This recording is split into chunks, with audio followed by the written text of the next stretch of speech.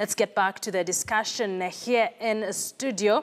But before we get to that, the Kenya Defence Forces spokesman, Colonel Joseph Owuoth, has denied reports going round that he is missing.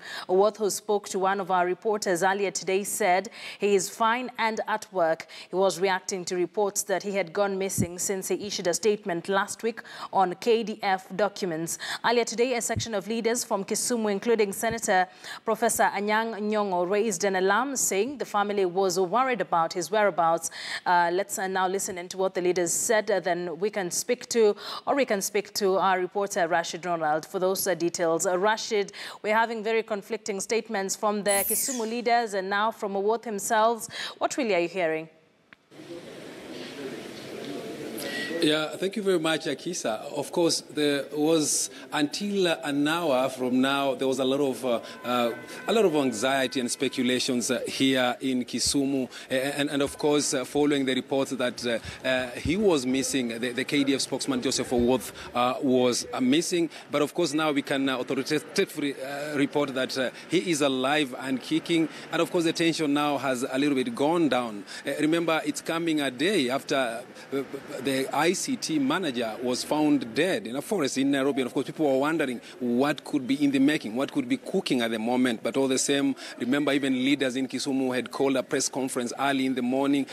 You played the clips where they were saying, they're asking the government to actually tell Kenyans the fate of Army spokesman Joseph Owuoth. But all in all, he is alive and kicking. We can confirm that. And Akisa, that notwithstanding, the leaders here also had called on the government to tell Kenyans who indeed killed the ICT manager, Chris Musando. They're asking for answers as we speak right now. And to quote Homa Bay Senator Moses Kajwang's words, that Moses Kuria, the Gatundu South MP, should have been arrested as we speak right now, to tell Kenyans what he might have known about the death. Because remember, they're saying the MP had posted in his Facebook page, he had posted his picture standing next to the victim's vehicle, saying that the guy was still alive and only to be found a day later dead. And of course, they're asking he should be arrested at this moment to be able to shed more light on what he might have known about the incident. Akisa,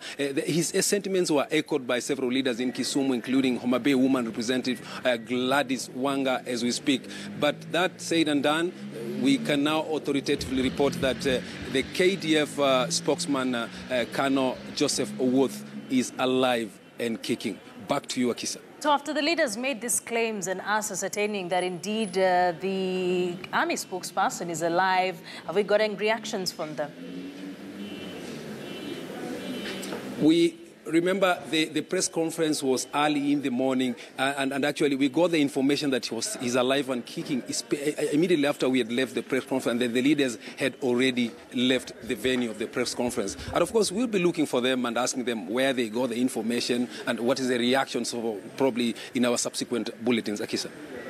Thank you. Our reporter Rashid Ronald there joining us live from Kisumu, so we can authoritatively ascertain a report that Colonel Joseph Owuoth, the spokesperson of the KDF, is indeed well and working against, of course, the conflicting statements that we have been getting since morning from the leaders in Kisumu. Let's get back to the